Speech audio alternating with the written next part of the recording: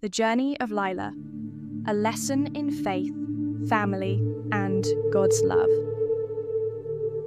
Chapter 1. The Village of Bethany Ridge. Lila lived in the peaceful village of Bethany Ridge, a small and tight-knit community surrounded by mountains and forests. The village, though humble, was a place of strong faith.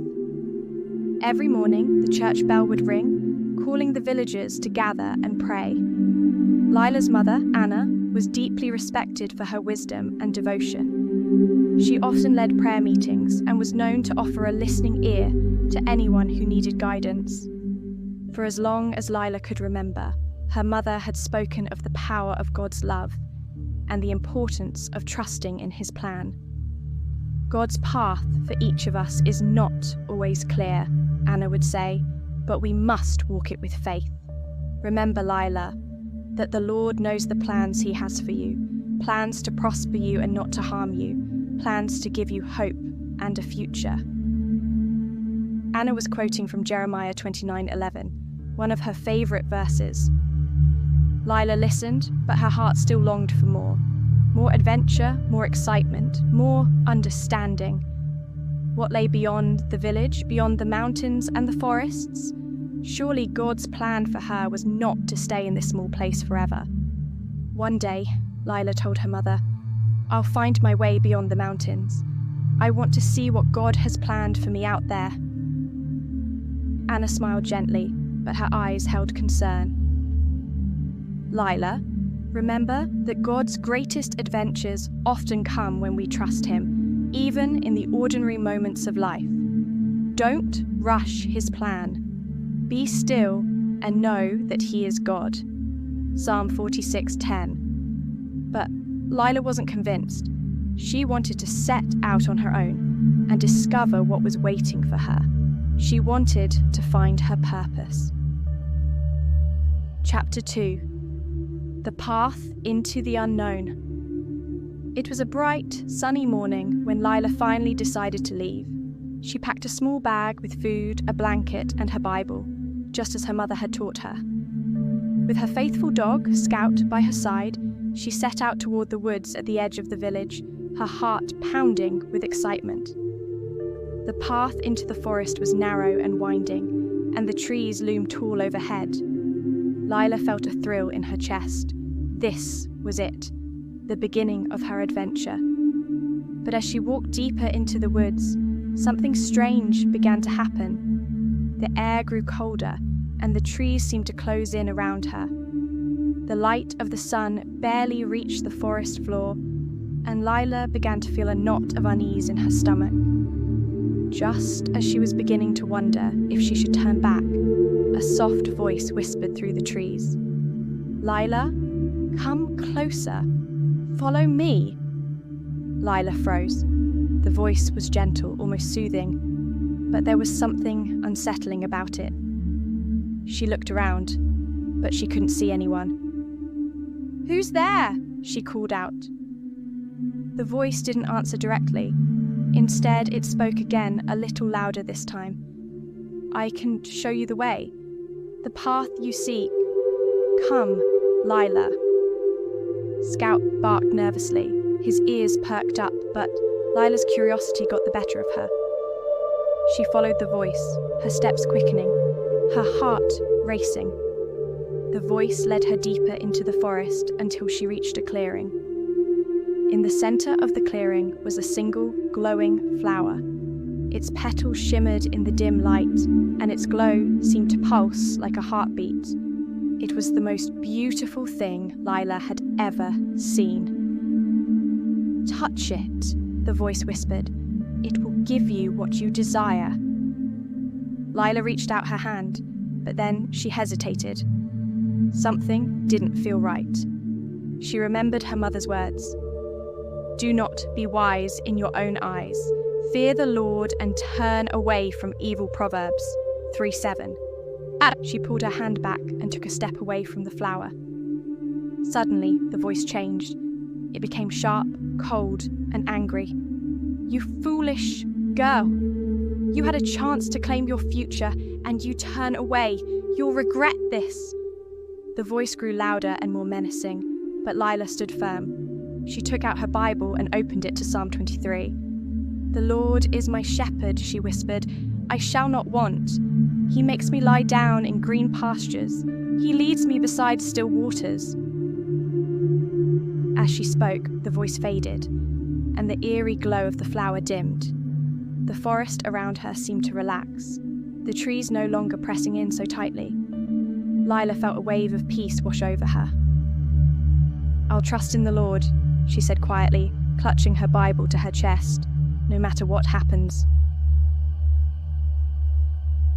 Chapter 3. The Test of Patience. As Lila journeyed deeper into the forest, the landscape began to change. The once narrow path widened into a rocky trail that twisted up and down through steep hills.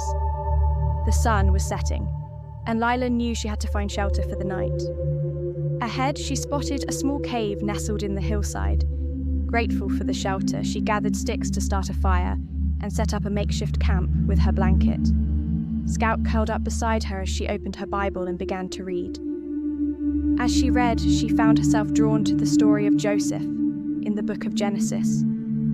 Joseph had been sold into slavery by his own brothers, yet he remained faithful to God. Despite all the hardships he endured, from being falsely accused to being thrown into prison, Joseph never gave up hope. Lila felt a pang of guilt. Here she was, on an adventure of her own choosing, and already she felt impatient. "How long will it take for me to find my purpose, God?" she prayed softly. "I want to trust your timing, but it's so hard when I don't know what lies ahead." As she prayed, she heard a rustling sound outside the cave. Scout lifted his head and growled softly. Lila's heart pounded as she reached for a stick, ready to defend herself if needed. But when she peered out of the cave, she saw a young man standing at the entrance. His clothes were worn and he looked tired and lost. "Please," the man said, "I'm lost and hungry. Can you help me?" Lila hesitated for a moment, but then she remembered the words of Matthew 25:35. "For I was hungry and you gave me food, I was thirsty and you gave me drink, I was a stranger and you welcomed me." Without a second thought, Lila invited the man to share her food and her fire. As they sat together, he told her his story. His name was David, and he had been wandering the forest for days, searching for a way back to his village. He had lost his way after trying to prove his own strength and independence, much like Lila. "I thought I could do it all on my own," David admitted, his voice weary. "But now I see that I need to rely on God's strength, not my own." Lila nodded, understanding more than ever how important it was to trust in God's plan, even when it was hard to see. "I've been learning the same lesson," she said. "It's not about finding the way on our own, it's about letting God guide us." They spent the night sharing stories of faith, and by morning, both Lila and David felt a renewed sense of purpose. They decided to continue their journey together, trusting that God would lead them where they needed to go. Chapter 4. The Valley of Humility. As Lila and David travelled together, the path became more treacherous. They soon found themselves at the edge of a vast valley, with steep cliffs on either side. The only way forward was a narrow bridge made of rickety wooden planks, swaying dangerously in the wind. David, who had regained some of his confidence, stepped forward boldly. "I'll go first," he said, puffing out his chest. "I'm strong enough to cross this." But as soon as he stepped onto the bridge, it creaked under his weight, and David stumbled, nearly falling off the edge. Lila gasped and reached out to help him back. "Maybe we should pray before we cross," Lila suggested gently. "We can't do this on our own." David nodded, his pride shaken. Together, they knelt at the edge of the valley and prayed for God's guidance and protection. Lila remembered the words of James 4:10, "Humble yourselves before the Lord, and He will lift you up." With their hearts humbled, they stood and approached the bridge again. This time, they crossed carefully, step by step, holding onto the ropes for support. Though the wind howled around them and the bridge swayed beneath their feet, they felt a sense of peace, knowing that God was with them. When they reached the other side, Lila looked back at the valley with a sense of awe. "It's not about being strong enough on our own," she said quietly. "It's about letting God's strength carry us through." David nodded in agreement. "I've learned that lesson the hard way. I used to think I had to prove myself, but now I see that true strength comes from relying on God." Chapter 5. The Garden of Forgiveness. After days of travelling, Lila and David came upon a beautiful garden in the middle of the forest. The garden was filled with vibrant flowers and tall trees, and in the centre was a small, clear pond that sparkled in the sunlight. As they explored the garden, they came across an elderly woman tending to the plants. Her face was weathered, but her eyes were kind. "Welcome," the woman said with a gentle smile. "This is the Garden of Forgiveness. Many travellers come here seeking peace, but few are willing to do the hard work of forgiveness." Lila was curious. "What do you mean by the hard work of forgiveness?" The woman looked at her thoughtfully. "Forgiveness is not just about saying the words. It's about letting go of the hurt and trusting God to heal the wounds. It's about choosing love, even when it's difficult." Lila thought about the people in her life who had hurt her. Small slights, unkind words, moments of betrayal. She realized that she had been holding on to those hurts, letting them weigh her down. "How do I learn to forgive?" Lila asked. The woman pointed to the pond. "Sit by the water and pray. Ask God to help you let go of the pain. Remember what Jesus said, for if you forgive others their trespasses, your heavenly Father will also forgive you." Matthew 6:14. It's not easy, but it's the path to true freedom. Lila and David spent hours in the garden, praying and reflecting on the hurts they had carried. As they prayed, a sense of peace washed over them, and they felt the weight of their burdens lifting. They knew that forgiveness was not a one-time act, but a daily choice to trust in God's healing love. Chapter 6. The Climb to the Summit.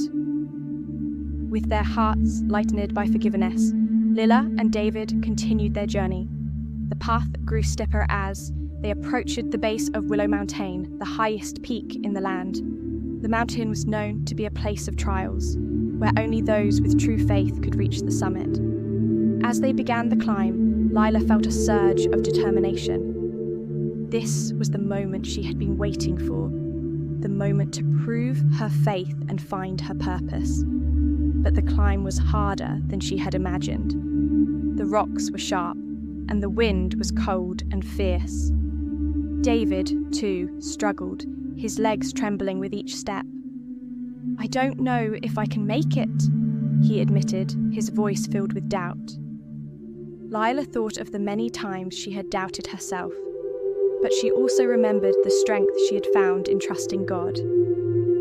"We can do this," she said firmly, "not by our own strength, but by His. I can do all things through Christ who strengthens me." Philippians 4:13.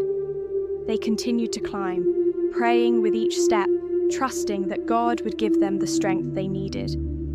It was a long and difficult journey, but as they neared the summit, they were greeted by the most breathtaking sight. The sun was setting behind the mountain, casting a golden glow over the land below.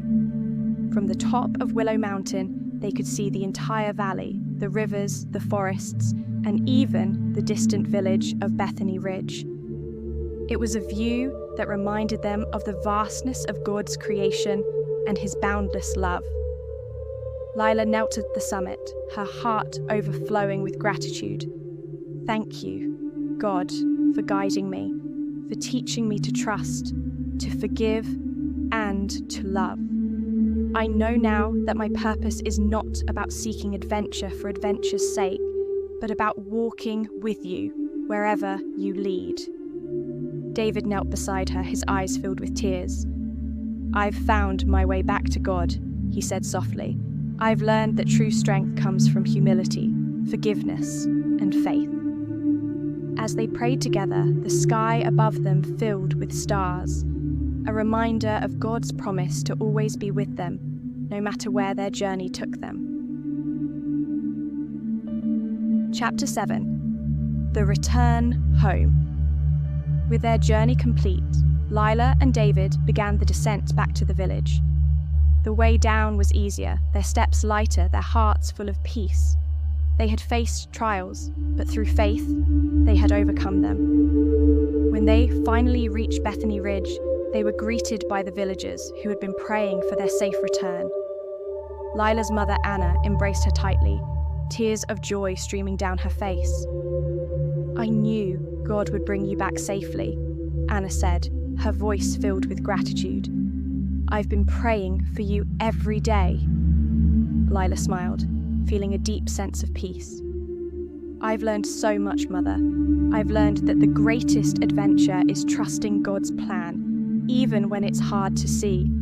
I've learned to forgive, to be patient, and to walk in faith." The villagers gathered around as Lila and David shared the story of their journey, of the trials they had faced, the lessons they had learned, and the way God had guided them every step of the way. That night, under the stars, the village celebrated with songs of praise and thanksgiving. Lila knew that her journey was not over, it was just beginning. But now she understood that her purpose was not about finding excitement in the world, but about living a life of faith, love, and trust in God. Lila's journey, though filled with trials and challenges, was ultimately a journey of faith, love, and trust in God. She learned that true adventure lies not in seeking thrills, but in walking the path God has set before us with humility, forgiveness, and courage. As she returned to her village, she knew that the lessons she had learned would guide her for the rest of her life, and she would continue to walk in faith, no matter where God's plan took her next,